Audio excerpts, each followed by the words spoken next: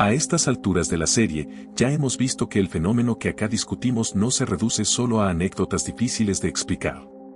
Hay casos que dejaron muchos testigos, informes oficiales, reacciones militares y preguntas que décadas después siguen sin cerrarse del todo.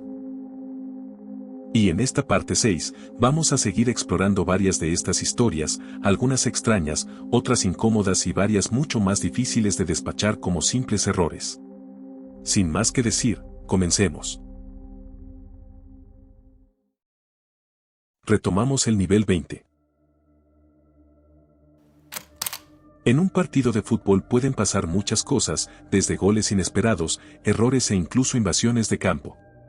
Pero lo que no suele ocurrir es que todo un estadio deje de mirar el juego al mismo tiempo para mirar al cielo, y sin embargo, en 1954, en Florencia, eso fue exactamente lo que pasó. El 27 de octubre de ese año, la Fiorentina se enfrentaba a la Pistoiese en el estadio de la ciudad, conocido en ese entonces como Estadio Comunale, ante unos 10.000 espectadores aproximadamente. Poco después del descanso, algo hizo que el partido dejara de importar ya que los jugadores, el árbitro y el público comenzaron a mirar hacia arriba casi al mismo tiempo. El juego se detuvo, y sobre el estadio había algo que nadie en la cancha supo identificar con claridad. Uno de los testigos más recordados fue Arrigo Magnini, defensor de la Fiorentina y jugador de la selección italiana, que años después recordaría haber visto un objeto con forma de huevo moviéndose lentamente en el cielo. Según él, el objeto era brillante y plateado, pero otros relatos describieron figuras distintas ya que algunos hablaron de cuerpos alargados como cigarros, y otros de objetos redondos u ovalados que parecían quedarse suspendidos durante varios minutos sobre el estadio. Las descripciones no coincidían del todo, pero el punto central es que algo estaba ahí arriba, y miles de personas lo estaban viendo al mismo tiempo. Además, mientras eso ocurría, comenzaron a caer filamentos blanquecinos y plateados desde el aire, una sustancia pegajosa y extraña que con los años sería asociada al llamado cabello de ángel. Según los relatos, ese material se deshacía poco después de tocar el suelo, y algunos habitantes de Florencia recordarían haber visto techos y calles cubiertos por una especie de pelusa brillante durante un breve periodo de tiempo. Pero el fenómeno no quedó dentro del estadio, porque ese mismo día, se registraron reportes similares en otros puntos de la Toscana. Es decir, lo que había empezado como una interrupción en un partido terminó extendiéndose a distintas zonas de la región, con más personas mirando al cielo y describiendo escenas parecidas. Con el paso del tiempo, aparecieron algunas posibles explicaciones, y una de las más citadas propone que los filamentos podrían deberse al fenómeno de vuelos arácnidos, cuyos hilos de seda, arrastrados por el aire y reflejando la luz del sol, pueden generar una especie de lluvia muy fina. Esa idea encaja con parte del material que se dijo haber caído del cielo, pero no explica del todo las descripciones de objetos definidos sobre el estadio, ni por qué un partido tuvo que detenerse mientras miles de personas seguían mirando hacia el mismo punto. Más de 70 años después, el episodio sigue sin una respuesta clara. Es un caso interesante porque el evento ocurrió, fue público y quedó registrado en la memoria de quienes estuvieron allí, pero lo que sigue sin estar del todo claro es que fueron exactamente esos objetos que hicieron que un estadio entero dejara de mirar el partido para mirar al cielo.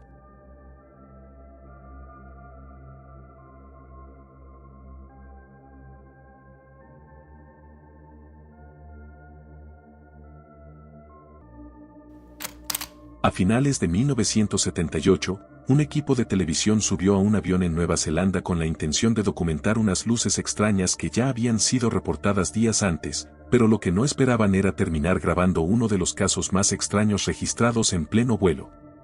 Todo había empezado el 21 de diciembre, cuando una tripulación de SAFA reportó luces anómalas durante un vuelo nocturno cerca de Kaikoura, en la isla sur. Ese primer episodio quedó asociado tanto a observaciones visuales como a reportes de radar desde tierra, lo suficiente como para que, días después, un equipo de televisión australiano decidiera subirse a otro vuelo en la misma ruta para intentar captar el fenómeno con sus propias cámaras. La noche del 30 de diciembre, a bordo de un avión Argosy, de Safe Air, las luces volvieron a aparecer. En las grabaciones realizadas, se observan puntos luminosos en la oscuridad separados entre sí y visibles durante distintos momentos del vuelo, mientras en la cabina la tripulación describe lo que está ocurriendo en tiempo real. Según los reportes posteriores, algunas de esas luces parecían mantener distancia con la aeronave o acompañarla durante parte del trayecto, pero sin una referencia clara era difícil saber si estaban cerca o mucho más lejos de lo que parecían. Aún así, en cabina la sensación no era la de algo que simplemente apareció y se fue, porque las luces fueron observadas en distintos tramos del vuelo, incluyendo parte del recorrido de regreso, lo que reforzó la idea de que no se trataba de un evento puntual. A eso se sumaban las referencias de radar, ya que distintas fuentes mencionan detecciones desde control terrestre en Wellington y posibles correlaciones durante el vuelo, aunque no todas coinciden de forma precisa entre sí. No hay una lectura única que encaje perfectamente con todos los sistemas, y esa falta de uniformidad se convirtió en parte del problema al intentar reconstruir lo que ocurrió exactamente en esos días. Y es que no hay una única explicación aceptada para lo que ocurrió en esos vuelos. Desde el lado oficial se propusieron varias posibilidades que incluían el planeta Venus, meteoritos y, sobre todo, las luces de barcos pesqueros de calamar, que en ciertas condiciones pueden verse a gran distancia sobre el mar. Algunos análisis sostienen que parte del metraje encaja razonablemente bien con embarcaciones iluminadas, pero esas propuestas no resuelven todo el conjunto. Es decir, funcionan para fragmentos, pero no para toda la secuencia vivida por la tripulación, grabada en vuelo y acompañada por otros reportes en los mismos días. Más de 4 décadas después el caso sigue ahí, no como una prueba concluyente, sino como una serie de piezas que, juntas, todavía no encajan del todo.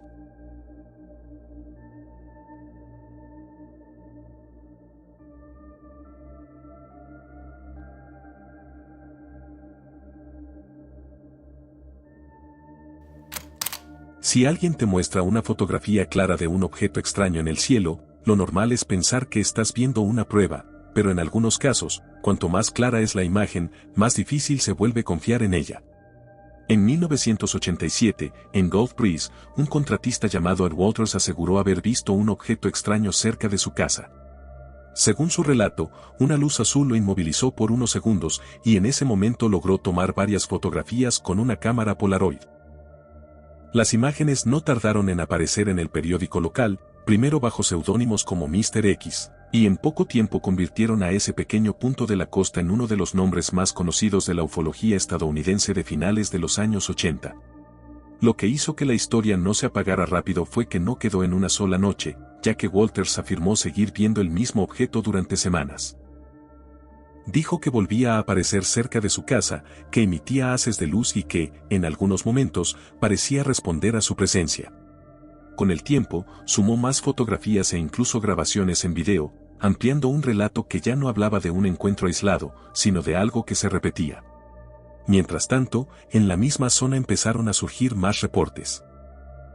Periódicos locales y organizaciones como MUFON comenzaron a recibir testimonios de otras personas que aseguraban haber visto luces similares en el cielo durante ese mismo periodo, y eso hizo que Gulf Breeze dejara de parecer la historia de un solo hombre y empezara a sentirse como algo más amplio.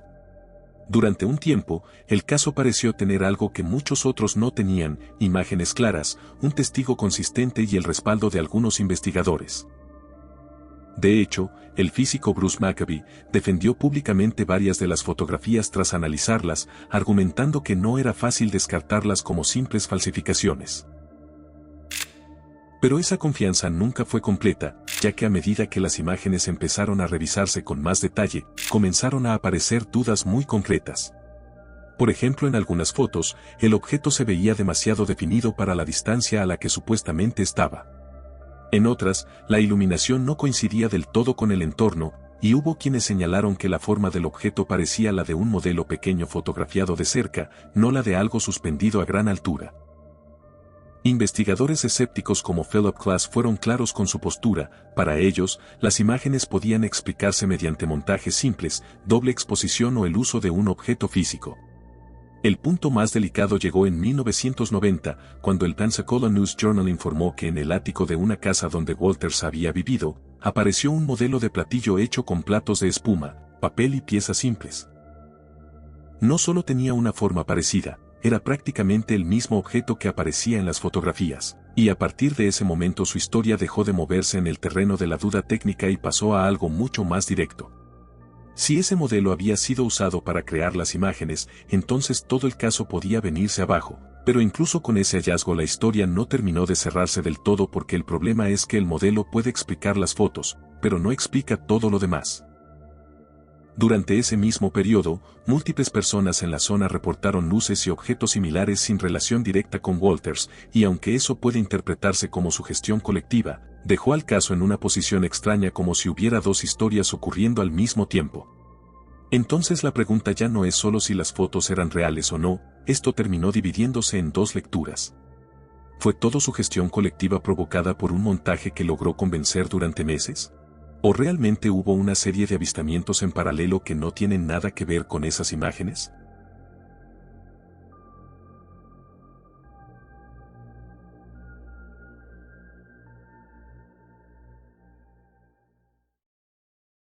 Avanzamos al nivel 21.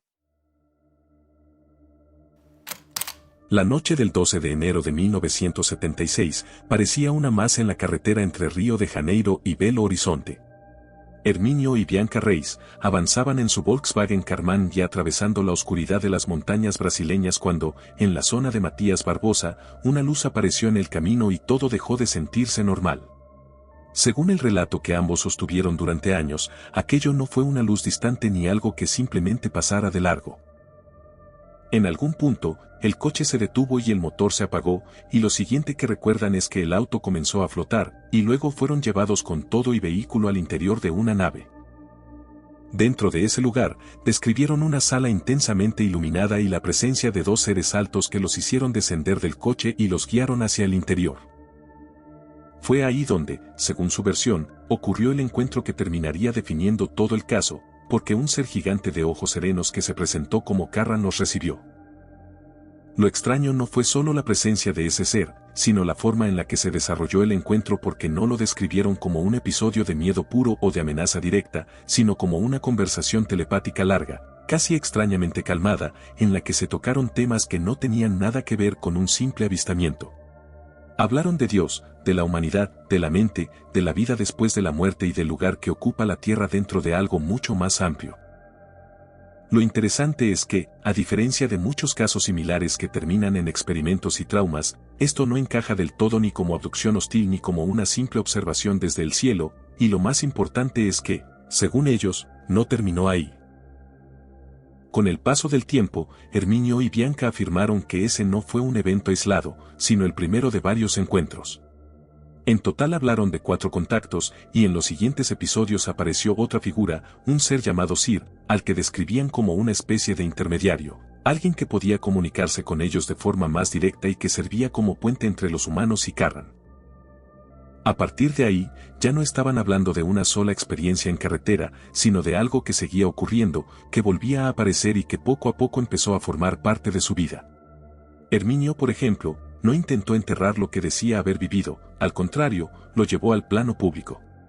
Apareció en televisión, habló abiertamente del tema y, en uno de los encuentros posteriores, aseguró haber logrado fotografiar la nave mientras despegaba.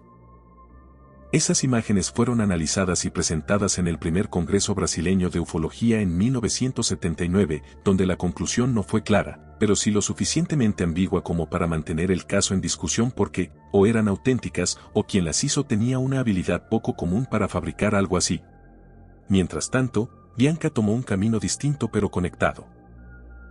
Según su propio testimonio, desarrolló una especie de sensibilidad o capacidad para seguir recibiendo información, lo que convirtió esto en algo todavía más complejo, porque ya no dependía solo de un evento físico, sino también de una dimensión más difícil de comprobar, relacionada con la mente, la percepción y lo espiritual.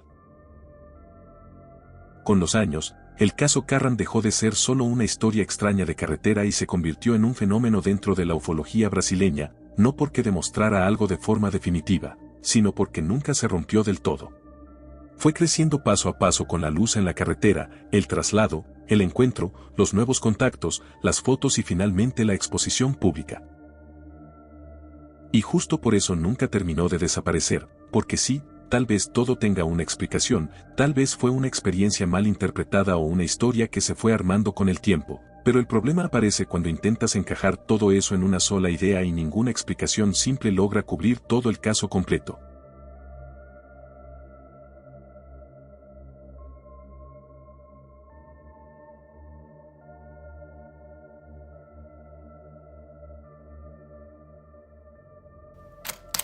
Hay experiencias que no terminan cuando se acaban, porque lo que cambia no es lo que viste, es quién eres después.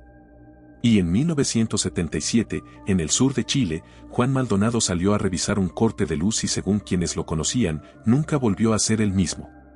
Esa noche del 16 de junio de 1977, en la estancia Río de los Ciervos, a las afueras de Punta Arenas, Juan Maldonado estaba cumpliendo su trabajo como trabajador agrícola cuando la luz se cortó cerca de las 11. No salió a buscar nada extraño, salió a revisar qué había pasado, como habría hecho cualquiera en un lugar así de oscuro, aislado y en pleno invierno austral. Pero afuera, según su propio relato, vio una luz intensa muy cercana, lo bastante fuera de lugar como para romper de golpe la normalidad de esa noche. Después de ese momento, la historia empieza a torcerse, porque Maldonado aseguró haber tenido contacto con algo no humano y, cuando volvió, quienes estaban con él lo notaron alterado, desorientado, como si todavía no entendiera del todo qué acababa de pasarle. Y más interesante aún es que, al día siguiente, quienes revisaron la zona encontraron marcas triangulares en el pasto, como puntos de apoyo y una zona circular quemada en el centro, justo donde se decía que había estado el objeto. Ese detalle hizo que el incidente dejara de sentirse como la experiencia aislada de una sola persona y empezara a tomar la forma de algo que, al menos para su entorno, había dejado rastro. Hasta ahí, el caso ya era raro, pero lo que realmente lo volvió inquietante no fueron las huellas, fue Juan Maldonado. Antes de esa noche, Juan era visto como un trabajador honrado, de poca instrucción, alguien que no destacaba por hablar de temas complejos. Pero después del incidente, algo pasó, porque comenzaron a atribuirle cambios de conducta difíciles de explicar y conocimientos que, según quienes lo conocían, no encajaban con la persona que había sido antes. Con el paso del tiempo, Maldonado se sometió a hipnosis regresiva y habló luego de contactos con entidades no humanas, por lo que todo el tema empezó a moverse hacia un terreno mucho más personal y profundo. Aparecieron relatos sobre mensajes, interpretaciones y experiencias que ya no podían separarse con claridad de lo ocurrido esa primera noche. Ahí también entra la figura del investigador Eugenio Bahamonde, cuyo trabajo ayudó a que la historia no se perdiera, pero también hizo que el caso creciera hacia un terreno mucho más discutido, donde ya no todo se basaba en esa primera noche. Y eso es lo que mantiene el incidente en una posición incómoda, porque una cosa es discutir las marcas, el objeto o incluso el propio relato, pero otra muy distinta es intentar explicar por qué, después de esa noche, empezó a sentirse que Juan Maldonado ya no era exactamente el mismo. Las huellas pueden discutirse, los testimonios también, pero, ¿qué le pasó realmente a Juan Maldonado esa noche para que quienes lo conocían sintieran que no volvió siendo el mismo?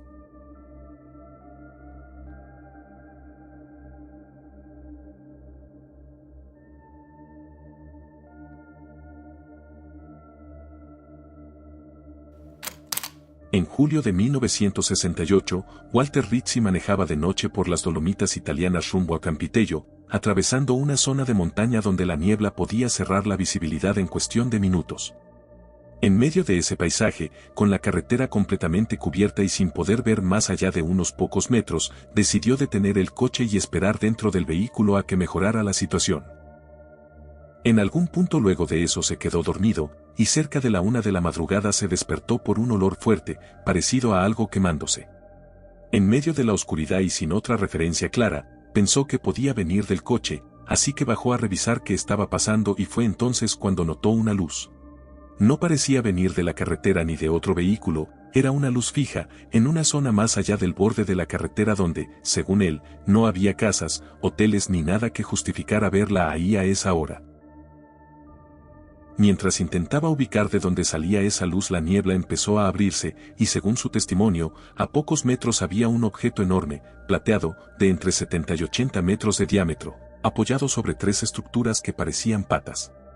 Estaba rodeado por una luz blanca intensa que iluminaba todo el entorno, pero no era una iluminación normal, era una claridad extraña, como si el espacio estuviera encendido de una forma que no seguía las reglas habituales.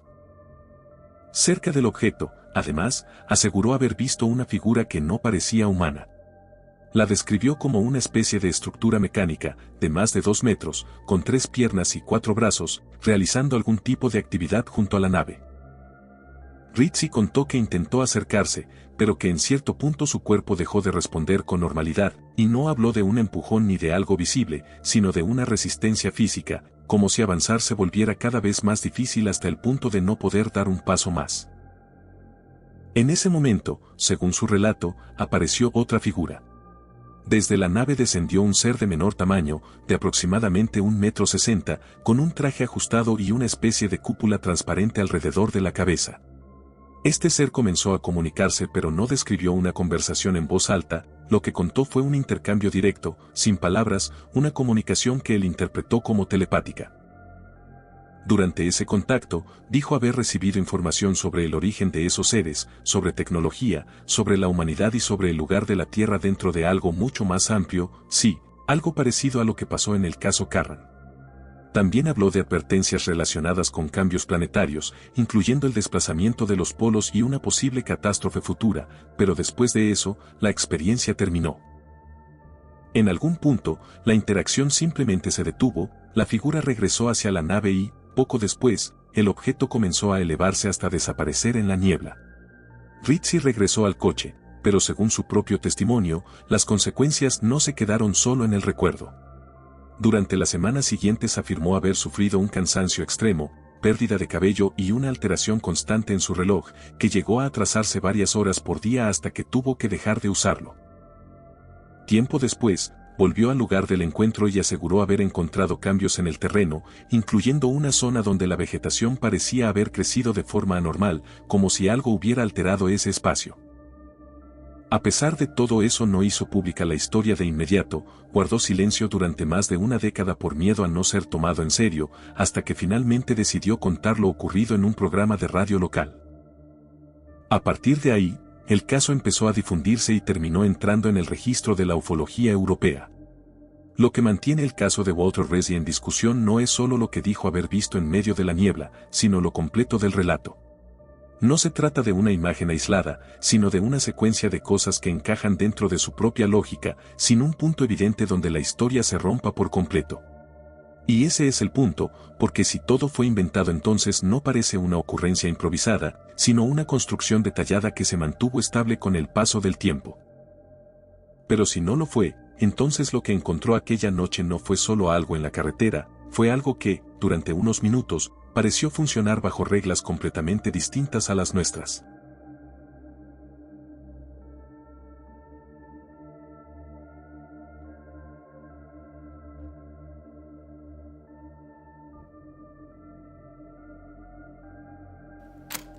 ¿Y si el problema no fuera que algo bajó del cielo, sino que después siguió caminando entre nosotros?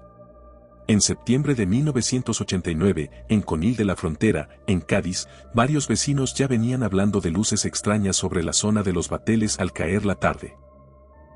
No era una sola persona afirmando ver una luz, sino algo que llevaba días repitiéndose sobre el mismo punto y que muchas personas dijeron ver, y por esa razón la noche del 29 de septiembre, 5 jóvenes decidieron ir a la playa queriendo comprobar si aquello volvía a aparecer.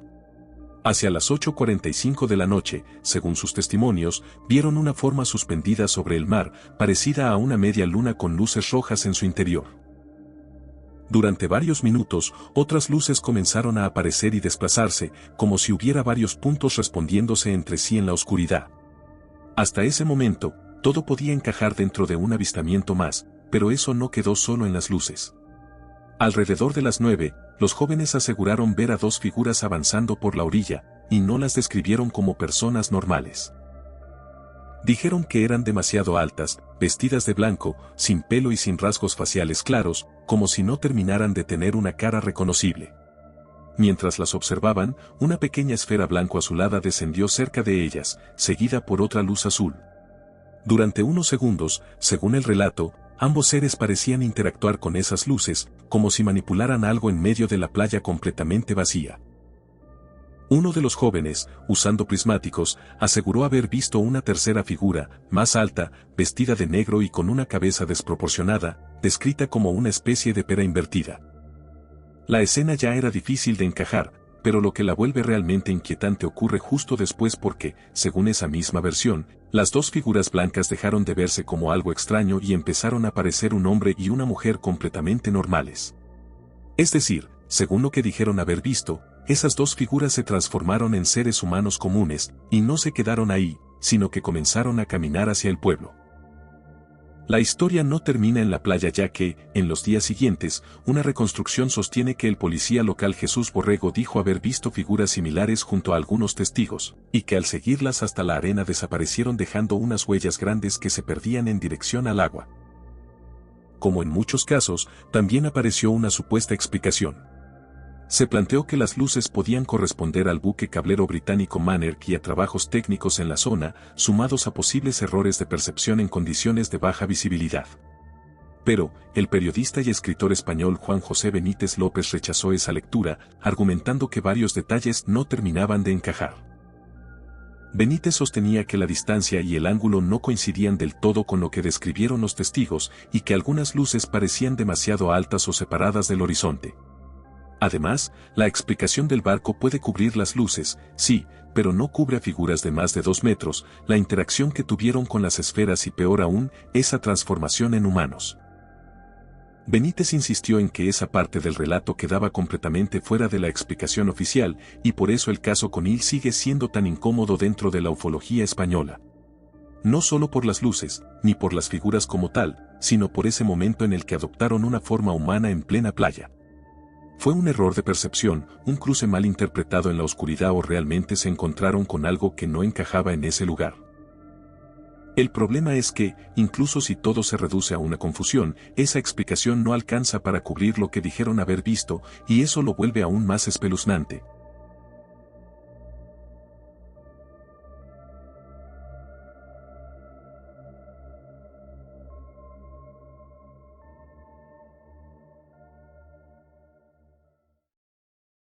Y seguimos al nivel 22.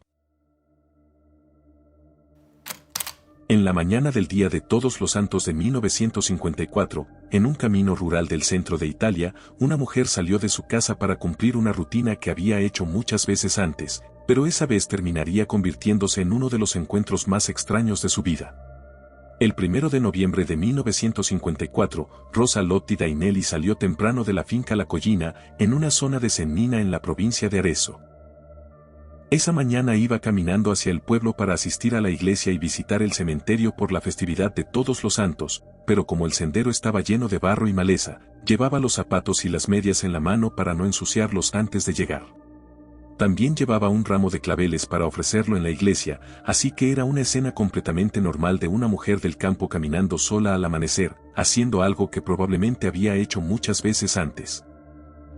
Pero hacia las 6:30 de la mañana, cuando cruzaba una pequeña apertura del terreno cerca de un pino, Rosa vio algo a pocos metros del sendero. No era una luz en el cielo ni un objeto moviéndose a lo lejos, era algo que estaba ahí, quieto, ocupando un espacio frente a ella.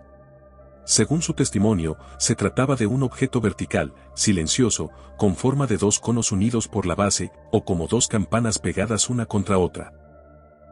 Medía poco más de 2 metros de alto y alrededor de 1 de ancho en la parte central. Además, en la zona inferior tenía una especie de puerta de cristal abierta y dentro alcanzó a ver 2 asientos pequeños, como si estuvieran hechos para niños. Eso ya era extraño, pero eso no fue lo que terminó marcando la escena. Lo que marcó todo fue que detrás del objeto aparecieron 2 figuras pequeñas. Rosa dijo que parecían hombres, pero del tamaño de niños, de aproximadamente 1 metro de altura, vestidos con una especie de licra gris que les cubría todo el cuerpo incluidos los pies, y con una capa corta del mismo color. Llevaban además una prenda ajustada con pequeños botones brillantes, y su aspecto no terminaba de parecer humano del todo porque tenían caras pequeñas, ojos vivos, dientes cortos y salidos, y unas orejas que parecían cubiertas por discos laterales. Lo más desconcertante es que no reaccionaron con violencia ni intentaron ocultarse, al contrario, se acercaron riéndose y hablando entre ellos en sonidos que Rosa reprodujo como vocales, una secuencia que decía sonarle parecida a una lengua oriental. Sin previo aviso, le quitaron los claveles y una de las medias negras que llevaba en la mano, por lo que Rosa se quedó inmóvil observando cómo examinaban las flores con curiosidad, como si no entendieran bien qué eran. En un momento, uno de ellos le devolvió parte del ramo, pero se quedó con 5 claveles, los metió dentro de la media y arrojó todo al interior del objeto que Rosa vio antes. La escena es tan específica que cuesta verla como algo construido para impresionar, o sea, no tiene forma de historia típica porque no hay amenaza, no hay persecución y no hay espectáculo, solo una interacción extraña, casi absurda, que se queda fijada precisamente por lo concreta que resulta. Antes de alejarse, Rosa alcanzó a ver que aquellos seres sacaban del interior del aparato unos objetos blancos y redondos, envueltos en algo que parecía papel, aunque ella insistió en que no era papel de periódico normal. Aprovechando ese momento, decidió huir corriendo unos 100 metros, y cuando se giró para mirar otra vez, ya no había nada. No estaban ni los seres, ni el objeto, ni siquiera algo de humo visible que mostrara que aquella escena hubiera existido un instante antes. Cuando tiempo después se revisó el lugar, se habló de una cavidad reciente en el suelo, justo en la zona donde Rosa situaba el objeto. Con los años también aparecieron otros relatos de luces y observaciones en la misma área durante ese periodo, lo que hizo que el caso quedara asociado a la oleada ovni italiana de 1954. Sí, precisamente esa misma oleada donde un partido de fútbol fue detenido por los avistamientos, pero lo que mantiene vivo el caso de Sennina no es la cantidad de testigos ni la posibilidad de explicarlo de una forma u otra. Es la forma en la que está construido el propio relato, con ese camino embarrado, los zapatos en la mano, los claveles para la iglesia y en medio de todo eso, un encuentro súper bizarro que deja más preguntas que respuestas.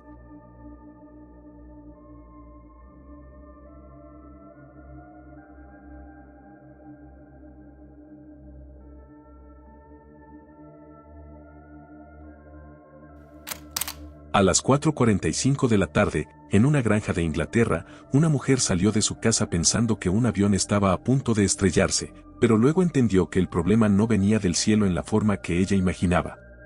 La tarde del 21 de octubre de 1954, en Decoration Farm, cerca de Ranton en Staffordshire, Jessie Rosenberg estaba dentro de su casa cuando escuchó un estruendo violentísimo.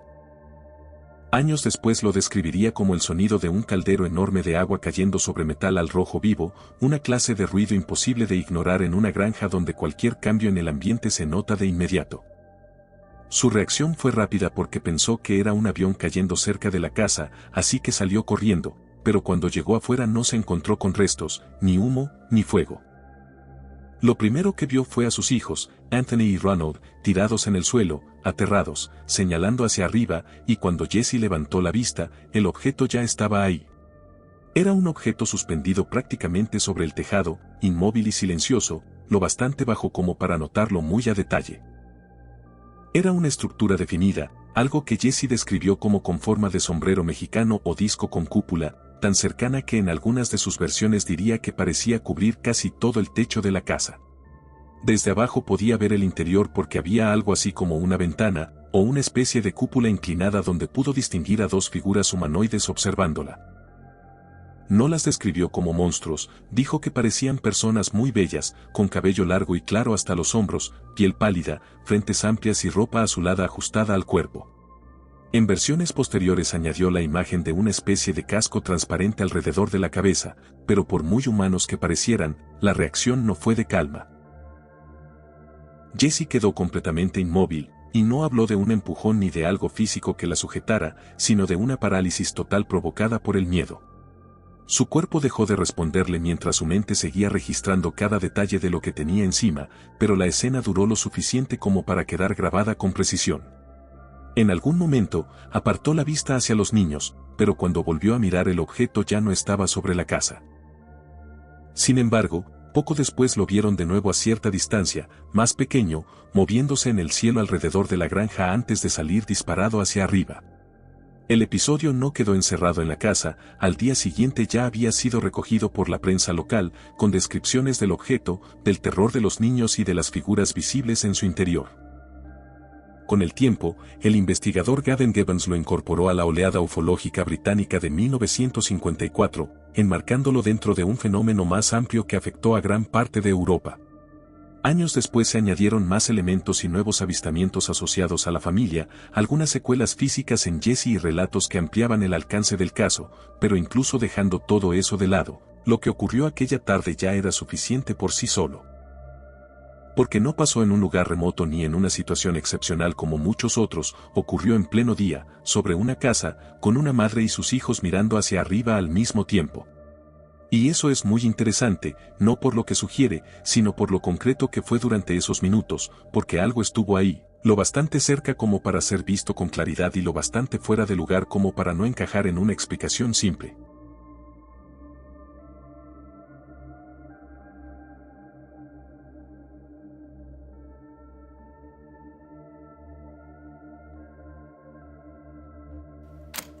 Probablemente ya hayas notado que muchos de los casos que hemos tocado hasta ahora ocurrieron en 1954, y a estas alturas uno podría pensar que aquella oleada se concentró sobre todo en Europa, pero no fue así. Ese mismo año, fenómenos igual de extraños empezaron a repetirse también en otras partes del mundo, y uno de los lugares donde eso ocurrió fue Venezuela, en un sitio donde nadie esperaría un encuentro cercano del tercer tipo, Petare.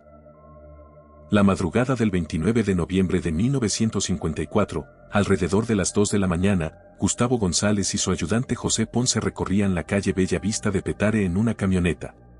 No estaban buscando nada extraño ni metidos en una situación fuera de lo normal, simplemente iban a recoger mercancía para venderla más tarde en el mercado, una rutina de trabajo como cualquier otra, pero en cuestión de segundos, la escena cambió por completo.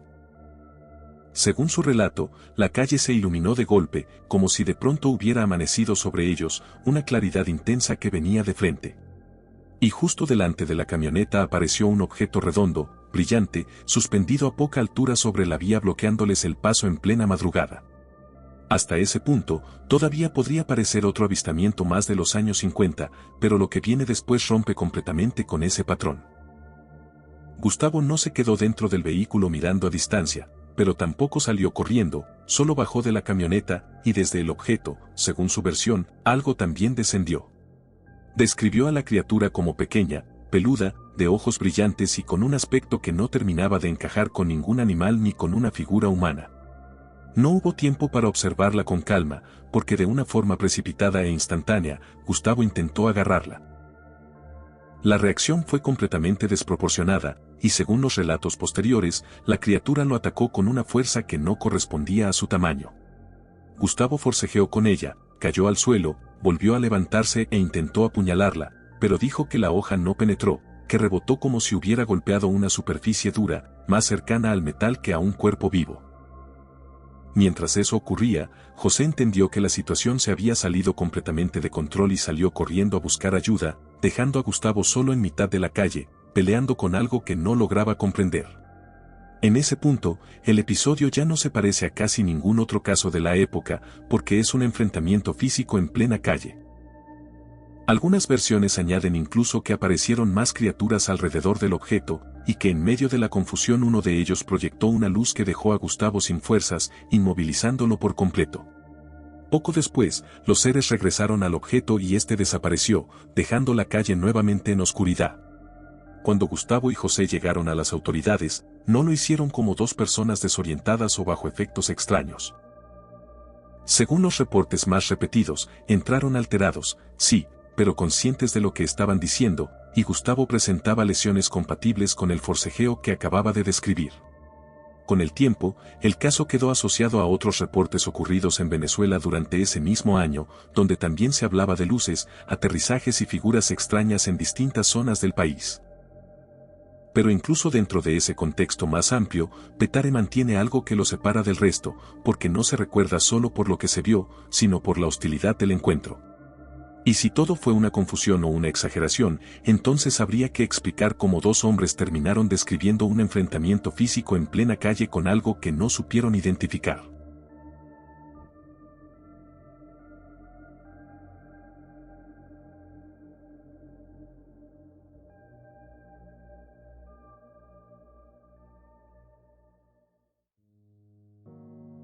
Después de tantos casos, en lugares distintos y con personas que no tienen nada que ver entre sí, uno siempre termina pensando lo mismo. ¿Qué es lo que realmente estamos viendo? La verdad es que no lo sabemos, algunos casos tienen explicación, otros no, y lo incómodo es precisamente eso porque no parece que no haya nada, hay algo, solo que todavía no entendemos qué es. Si esta nueva entrega te gustó y te pareció entretenida, entonces deja tu pulgar arriba, y comenta si conociste un incidente nuevo que nunca antes habías visto. Y si no quieres perderte próximas entregas, te invito a suscribirte y a activar la campanita, de esa forma YouTube intentará avisarte cada vez que suba un nuevo video. Desde acá le enviamos un agradecimiento especial a la maravillosa Tomoyo, quien realizó las espectaculares miniaturas que viste en este video. Muchas gracias por llegar al final, espero que todo te haya parecido entretenido. Nos veremos muy pronto con un próximo enigma, esto fue el Laberinto del Misterio, hasta pronto.